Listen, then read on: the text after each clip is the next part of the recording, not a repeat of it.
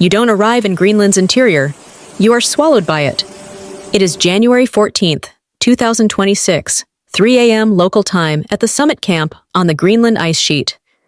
The polar night has been absolute for weeks. No hint of dawn, no stars visible through the low, leaden overcast. Only the wind, a low, constant moan that builds slowly into a full-throated roar. Katabatic winds pouring down from the dome at 120 miles per hour, dragging snow across the surface in horizontal rivers that sting like sandpaper even through triple-layer balaclavas. The temperature gauge on the expedition's hardened tablet, already frosted over, reads minus 78 degrees Fahrenheit, minus 61 degrees Celsius, and falling. The record of minus 93.3 degrees Fahrenheit, minus 69.6 degrees Celsius from Clink Station in 1991 still stands, but tonight feels determined to challenge it. Every breath you take burns.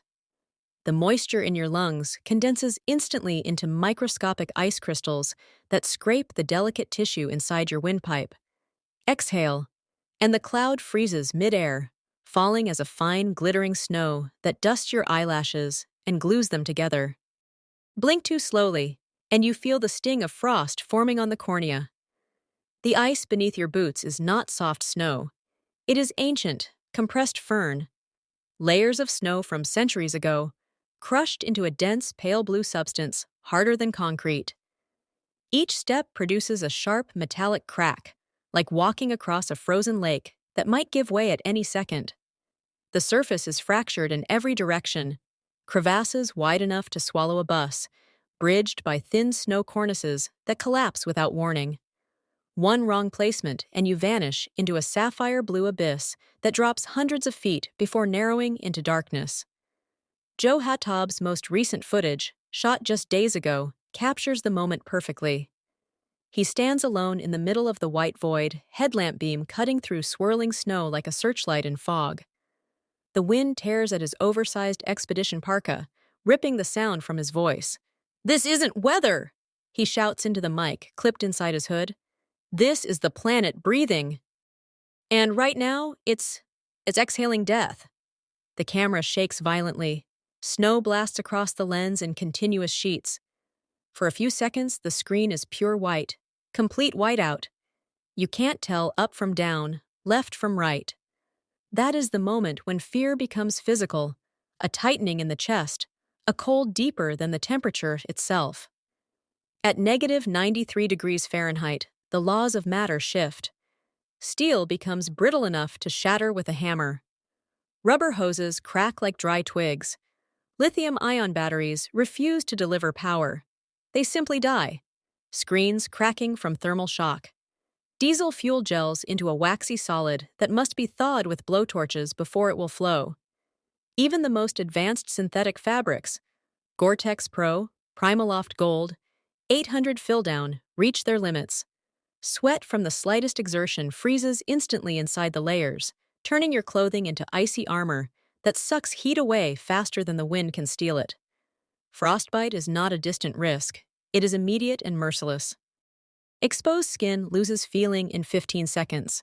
Full-thickness frostbite, where tissue dies down to the bone, can set in within 2 minutes. Survivors describe the sensation as a deep, burning ache, followed by total numbness, as if the limb no longer belongs to you. Many who have lost fingers or toes say they didn't feel the moment it happened. They only noticed later when the blackened flesh began to thaw and the pain returned in waves that made grown men scream. Inside the expedition tent, the situation is only marginally better. The small MSR stove hisses, struggling to produce heat against the constant infiltration of cold through every seam and zipper. The thermometer inside reads minus 20 degrees Fahrenheit, despite the stove roaring at full blast. Condensation from breath freezes on the tent walls in thick rime, sparkling like diamonds when the headlamp sweeps across it. Every few minutes, someone must scrape the ice away, or the weight will collapse the structure.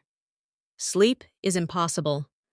The cold penetrates the sleeping bag, rated to minus 40 degrees Fahrenheit comfort, minus 60 degrees Fahrenheit survival, and settles into your core.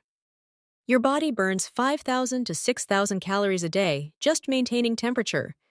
You wake every hour, shivering controllably, heart racing as your core temperature dips.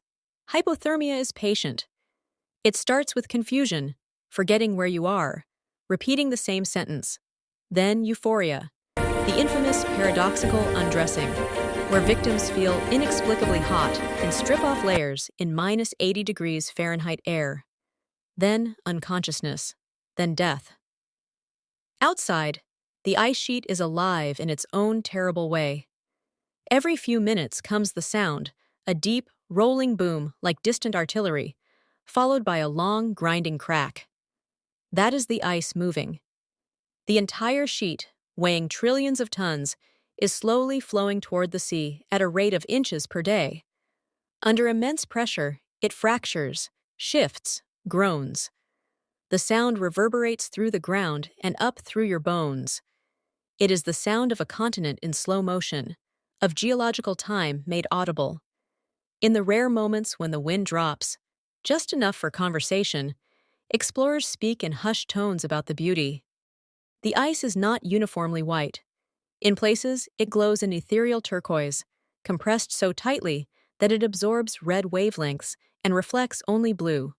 Crevasses reveal walls of sapphire and aquamarine, veined with streaks of ancient dust from volcanic eruptions thousands of years ago. When a headlamp shines down into one, the light refracts in impossible patterns, creating glowing tunnels that seem to lead to another world. But no one lingers. Beauty here is lethal. Stand too long admiring a crevasse, and the cold will claim you. Coastal Greenland, by comparison, feels almost civilized. In Nuuk or Ilulissat, January temperatures hover between minus 10 degrees Fahrenheit and minus 30 degrees Fahrenheit, minus 23 degrees Celsius to minus 34 degrees Celsius. Wind chills can still push the feels like to minus 60 degrees Fahrenheit. But there are houses, heated buildings, hot coffee. Brightly painted homes, crimson, lemon yellow, electric blue, stand out like beacons against the snow-covered hills. These colors are not decoration, they are survival. During whiteouts, when visibility drops to zero and the world becomes an endless blank canvas, those vivid splashes are the only landmarks that prevent people from walking off cliffs or freezing to death 50 yards from their front door. Joe Hattab's camera often pans across these rainbow villages after days on the ice sheet. The contrast is jarring. From a monochrome hell of minus 80 degrees Fahrenheit whiteouts to sudden bursts of color, warm light spilling from windows, children playing in snowsuits under street lamps. He narrates quietly, "You come out of the interior feeling like you've been at war. Then you see this, and you remember why people stay." But even the coast is not safe. Storms arrive with little warning. Winds howl off the Davis Strait at 80 miles per hour, driving horizontal snow that piles up in drifts 10 feet high overnight. Power lines snap. Flights are canceled for days. The sea ice thickens, trapping boats. Hunters wait for the right moment to venture out on snowmobiles, knowing that one bad storm can turn a routine trip into a fight for life. In 2026, climate change has already reshaped Greenland's summers. Record melt seasons, massive calving events, rivers of meltwater carving across the ice surface. Yet winter remains unforgiving. The polar vortex still plunges deep Arctic air south, delivering the same bone-deep cold that has existed for millennia. The ice sheet is losing mass at an accelerating rate, but its interior core, where the minus 93 degrees Fahrenheit record was set, remains a frozen fortress. Deep beneath the surface, the ice preserves history. Air bubbles trapped 100,000 years ago still contain the atmosphere of a warmer world. Volcanic ash layers mark ancient eruptions.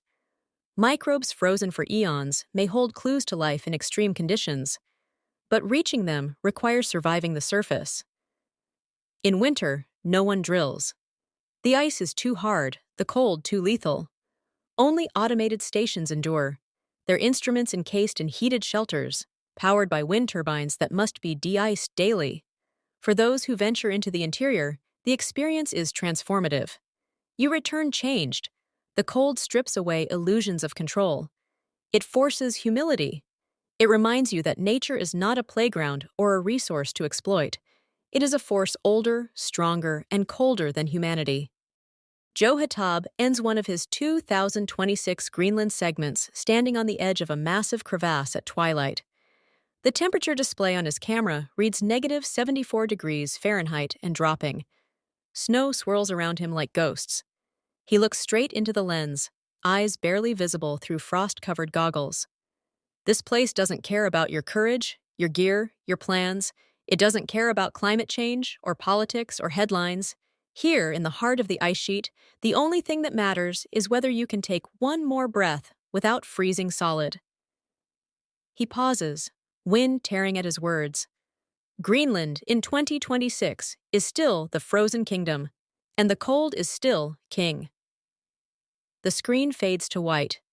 In Greenland in 2026, winter survival is a relentless, minute-by-minute battle against temperatures that can drop to -93.3 degrees Fahrenheit, -69.6 degrees Celsius, in the ice sheet interior and hover between -30 degrees Fahrenheit and -50 degrees Fahrenheit along the coast, with wind chills pushing even lower.